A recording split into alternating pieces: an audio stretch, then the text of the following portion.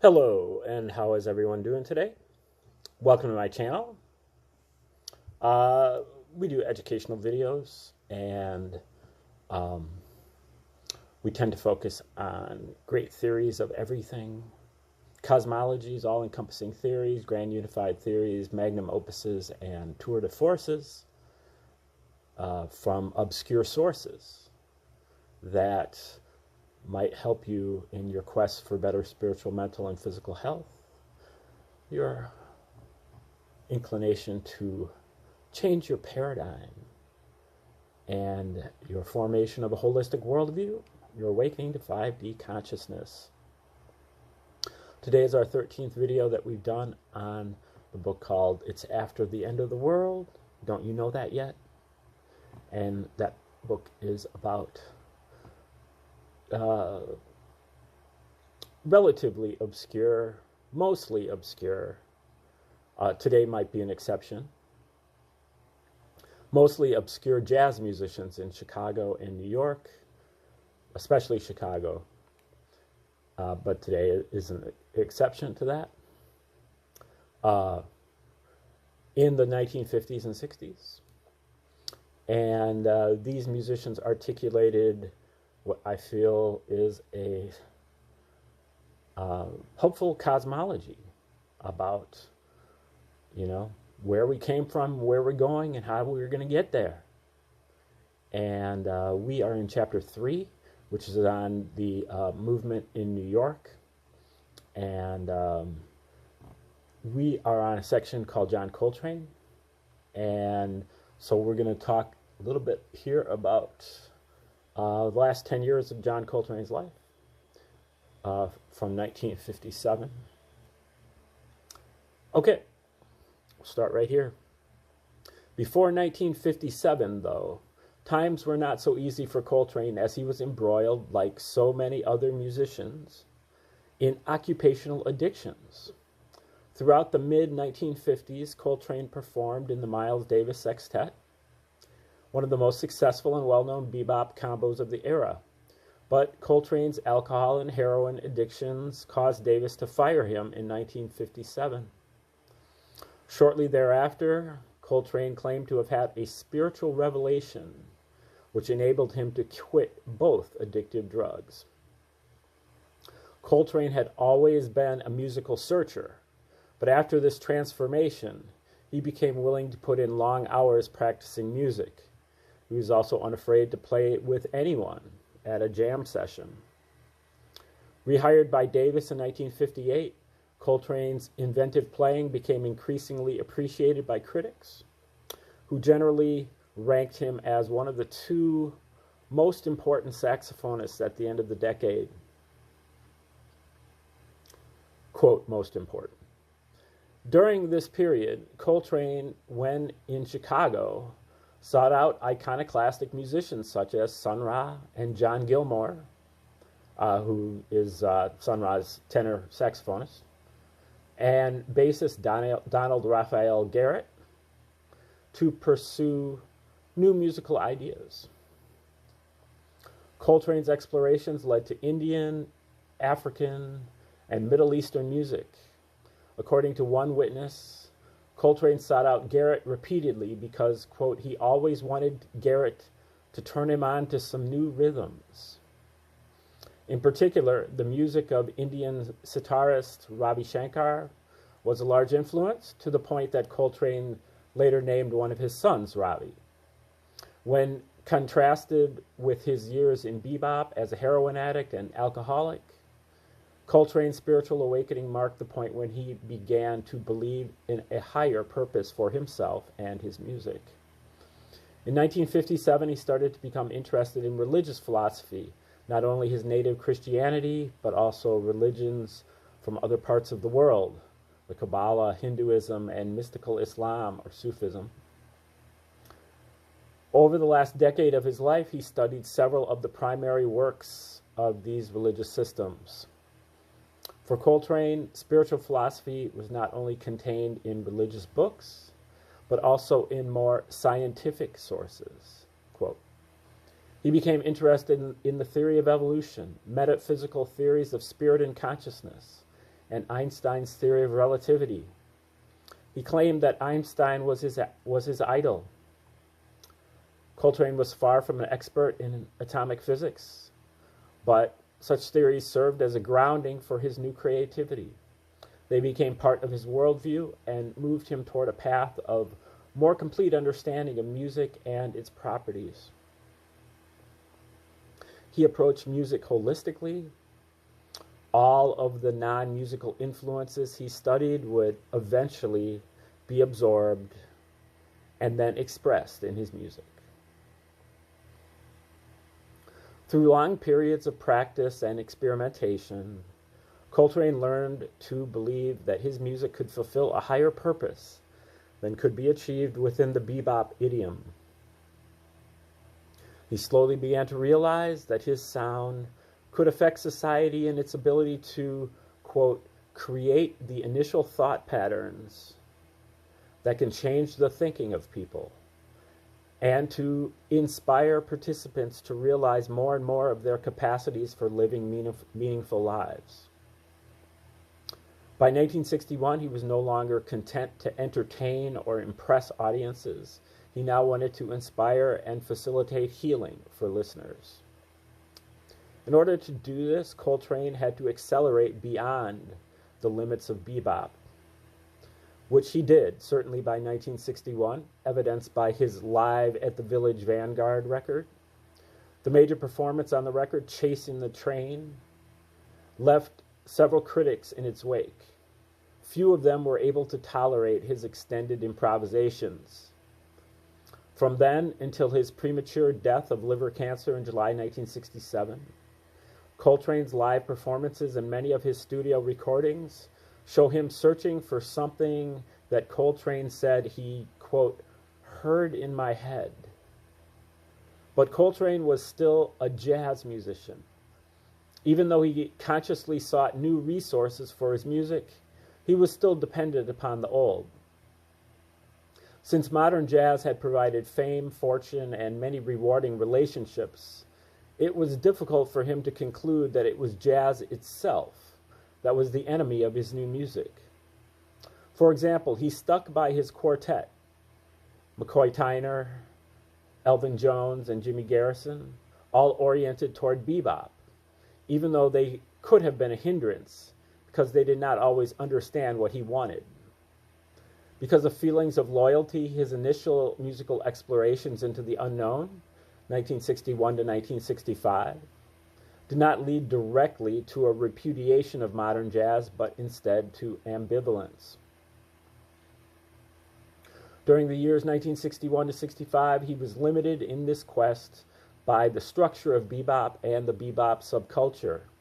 He wanted to break from modern jazz, but he had trouble shaking its emotional rewards. He was very popular, and he did not want to upset the public, as critics accused him of doing. Also, he did not want to betray his friends in jazz. Bop was the idiom he grew up in. Nearly all of his mental and emotional energy was invested in bebop, but in 1961, Coltrane ambivalently began to sacrifice his investments. While Coltrane's conscious explorations show a desire to free himself from the structural elements of the bebop subculture, his evolution was held back by the inertial forces inherent in those same elements. Coltrane was trying to overcome an addiction to jazz. In 1965, Coltrane fully embraced the inevitable alienation typical of the jazz-free musician. Among other things, that year marked the release of his Ascension LP. For the recording session, Coltrane's own quartet, who were struggling to understand his music, went into the studio with 6 other musicians of the jazz-free movement for a 40-minute collective improvisation, which shattered any doubt of Coltrane's independence from bebop. Coltrane's extension also signaled the beginning of the end for his quartet. Pianist McCoy Tyner and drummer Elvin Jones increasingly had trouble getting together musically with Coltrane. This kind of ambivalence can also be seen in trumpeter Freddie Hubbard, who was also hired for the session. As we have seen from Ornette Coleman's free jazz recording, Hubbard was ambivalent in 1960. Things had not changed by 1965. Hubbard, like Jones and Tyner, was still entrenched in bebop. As with the Coleman date, when Hubbard received the call, he told Coltrane to get someone else. Coltrane convinced him to play, but he, like Tyner and Jones, did not fully comprehend what was happening. Quote, "The first take we made, I laughed. I mean, it was really weird, funny to me. I had a hell of a time making up stuff again, you know. Mostly what I did was scream. I think that's what he wanted me to do, scream on top. Yeah, everybody was into free-form playing, but I felt kind of good because I knew McCoy and Elvin were here, and they were hip to my thing." End quote. There was no doubt of Coltrane's conviction to a different music, but it did not convince some ambivalent musicians. By 1966, both Jones and Tyner had left the group. Only bassist Jimmy Garrison continued to sustain ambivalence, while Jones and Tyner were replaced by Rashid Ali on drums and John's wife, Alice Coltrane, on piano. Nevertheless, John Coltrane's sacrifice was sustaining for many younger musicians, and it began a new era in the movement. The Ascension record provided a paycheck for several scuffling musicians, and other musicians were also able to feed off Coltrane's example. His willingness to suffer was inspiring. His sacrifice of a career in established jazz showed a great deal of conviction because he had already been successful in jazz. He had conscientiously objected to the same institutional forces that had made him rich and famous in order to express a new musical conception. Logically, if a musician as firmly entrenched in bebop as Coltrane could summon the spiritual strength to play the new music, then surely an unknown musician with nothing to lose could as well. Coltrane's explorations also taught many musicians about widely unknown non-Western sounds. Further, Coltrane's playing legitimized public collective improvisation to some serious players who still had doubts. His sacrifice forced ambivalent musicians to question even further their assumptions about bebop. Coltrane was therefore a major catalyst to the entire jazz-free movement, especially after 1965. In addition, Coltrane got another number of record dates for other jazz-free musicians on Impulse, the label a subsidiary of ABC. Began recording jazz when Creed Taylor, the A&R man, artist and repertoire, convinced the corporate branch to record jazz. The A&R man was the record company's liaison to the musicians, whose purpose was to control the details of the recording. The artists often had freedom to choose their artistic expression, but only as long as it was within the boundaries laid out by the A&R man. Impulse started with several bebop records, including Coltrane's Africa Brass in 1961. By this time, the new A&R man was Bob Thiel, who tried to be thoroughly loyal to Coltrane over the years. For example, when he recorded Ascension, Thiel went far out on a limb to please Coltrane. After Ascension, jazz-free musicians would call Coltrane to ask for an opportunity. Coltrane would then ask Thiel. Thiel claims that he gave many of these musicians recording dates unilaterally without the approval of the corporate office. He would tell the musicians, quote, "Look, I can't go for a lot of bread. I can pay you union scale or a few bucks over scale." Scale at that time was $60 for a 3-hour session. "Are you still interested?" And the guy says, "Man, anything. Let's make the record." Usually that artist is a new artist, someone that isn't that well known. I do it because I believe in it, but after the record is made and it doesn't sell, because I don't have the resources to promote it and advertise it in the way it possibly should be, then I became the villain again. Just like Bernard Stolman, Thiel was vilified by the musicians because they, quote, got nothing. It reached the point where one musician writer began to call Bob Thiel Bob Steele. The fact of the matter, however, was that the musicians did not get paid, not necessarily because Thiel was robbing them or that they were not worth hearing, but because ABC did not put money into promoting them. It is possible to sell almost anything if it is promoted, and it is possible to put almost anything down by not promoting it. This simple axiom of media repetition goes far to explain how both Stolman and Thiel could try to do something they believed in and ended up to blame. In spite of the acrimony involved, however, Stolman and Thiel, in the long run, did a valuable service to the longevity of the music by recording dozens of jazz-free albums for posterity. From the standpoint of strategy, Coltrane's Sacrifice can be studied for its contributions to sustaining and then transcending ambivalence, how to resist the pressure and intimidation of the institutional consensus. Coltrane strengthened his position by embracing alienation, and the fact that he eschewed Western musical theory left critics on the outside. Since critics found it increasingly difficult to understand his musical language, they were unable to respond to his music in any constructive way. In this manner, Coltrane's affiliation with the jazz-free movement had the potential to serve as a nonviolent weapon for the movement. Having been dubbed a master of the saxophone by the same critics who now reviled his music, Coltrane lent credibility to the jazz-free movement and took credibility away from the critics.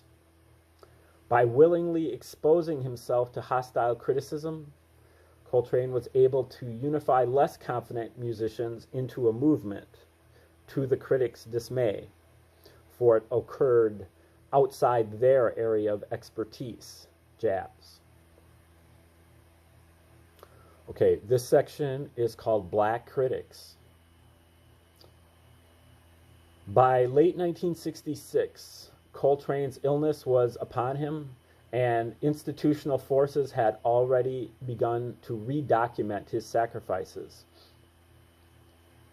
Even though many jazz-free musicians had successfully liberated themselves from the pressures of the white institutions, and even though an earlier generation of jazz-free musicians had liberated themselves from the pressures of, quote, entertainment, the jazz-free revival met its demise at the hands of black critics who championed the music as a cry for black power. Coltrane's image as a black nationalist has so put off professional jazz's custodians that today many refuse to credit his late period, 1961 to 67, or in some cases 65 to 67. Even claiming that Coltrane lost his mind at the end of his life. Black critics have re-represented Coltrane's sacrifice for music such that whites might fear his late period music without even hearing a note. The re-representations of Coltrane are symbolic of the entire jazz-free movement. While downbeat writers were up in arms over the audacity of the jazz-free musicians, the militant writers began to idealize the same musicians. These leftist Marxist intellectuals understood the immense symbolic power of the stance of Coltrane, which they could re-articulate in words to fulfill their own agendas. Leroy Jones, who changed his name to Amiri Baraka during this period, Ted Jones, Larry Neal, and many others, including those who wrote for The Liberator, constructed with words, a new identity for the musicians which would reroute their energy toward the writer's nationalist causes. The dynamic was different from the Chicago Defenders' re-representation of jazz in Chicago, but it too served as a kind of decoy that often sidetracked musicians. The writers gave the musicians a kind of heroic militance, and many of the musicians, already ambivalent, took the rhetoric to heart. Jones Baraka was the most influential of the militant writers. His classic book, Blues People, 1963, was the first comprehensive work to concentrate on the sociological aspects of black music. Jones's argument addressed many of the same areas of black music and culture that have been discussed here, but he framed them within assumptions of an increasingly militant black nationalism. Graham Locke refers to Baraka's, quote, problem of representing blackness, which was viewing, quote, black music as a history of political struggle without the corresponding, end quote, without the corresponding spiritual struggle and ambivalence. Leroy Jones was searching for political unity among blacks, so for him the music was intended primarily for materialist purposes. On the other hand, John Coltrane's desire was more inclusive, a spiritual unity of all people, even though he understood that reaching white audiences would be a difficult and even dangerous task. In practice, there was a fine line between an objection to the white-controlled bebop subculture and the wholesale objection to all white people, between spiritual and militant goals. Black nationalism often seemed liberating, especially to musicians, but it really served to reconfine black music to a similar prison with verbal bars. According to Frank Kofsky, a white Marxist, it was the, quote, counter-European character of Coltrane's music that more than anything else led to the great schism that rent the jazz world as the 60s began, end quote. In print, Kofsky's words became a self-fulfilling prophecy. First, since many musicians did not support black nationalism, it obviously produced a divisive influence within the subculture. John Coltrane has been widely acknowledged as a saintly individual who rarely raised his voice in anger, yet black nationalists often portrayed him as a hostile militant. Kofsky, in 1970, published, quote, Black Nationalism and the Revolution in Music, with a photograph of the late John Coltrane on the cover. In it, he tried to create a direct link between the separatist pre-Hajj Malcolm X and Coltrane. Quote, in the 1964 election, I wrote in the names of Malcolm X and John Coltrane for president and vice president. I made that choice because those were the two greatest Americans I could think of. I've begun to wonder if there is not some hidden but nonetheless real connection between them. I think that there is. End quote. Other critics made more explicit links to black nationalism and violence. Writers for The Liberator were quick to connect Coltrane to their struggle. In his review of a Coltrane performance in 1965, in front of a predominantly white crowd at the Village Gate, Mark Bratz, in an article entitled Murder at the Gate, declared, quote, never before have I seen a white audience so brutally beaten. There was more death that night at the Village Gate than there had been on the streets in a decade. Laughing dumbly, listlessly looking into empty cocktail glasses like the faggot-o phase they were. So many of the people seated in the club were dead. To be sure, end quote. To be sure, Bratz's analysis was metaphorical, but it helped to construct an image of Coltrane as a champion of violently anti-white black nationalism.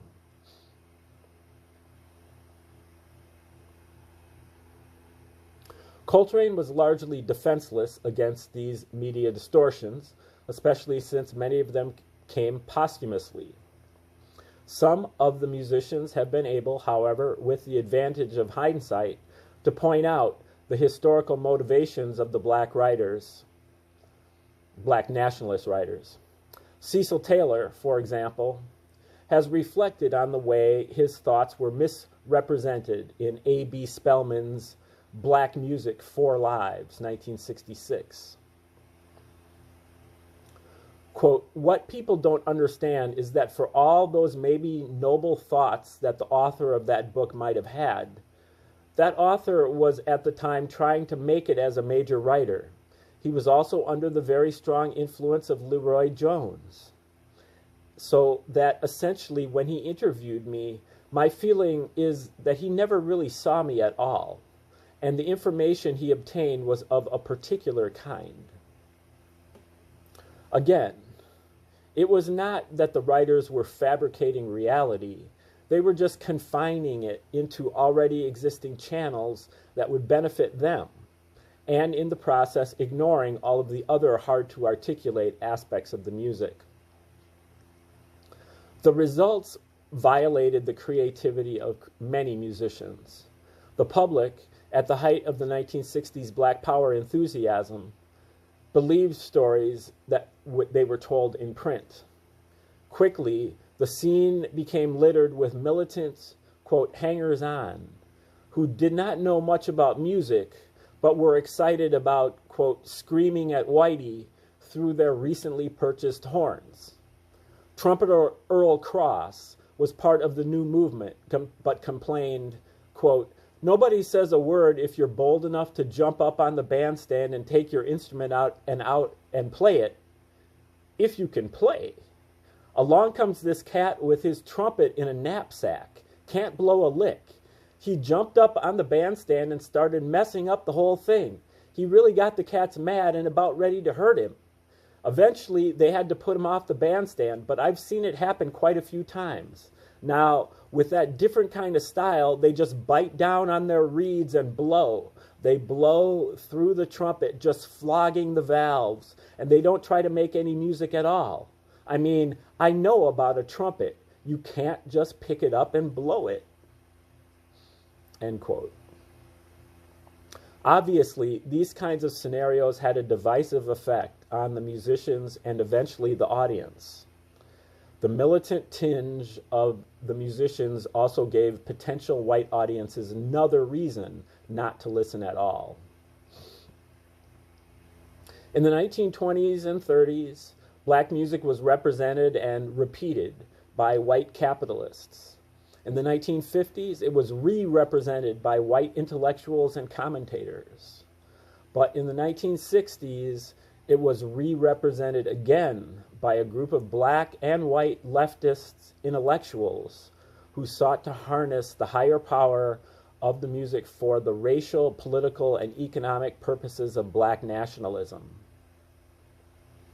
Rather than a higher spiritual purpose, black nationalism gave the music a message of racially charged hatred, which served to make jazz free less free.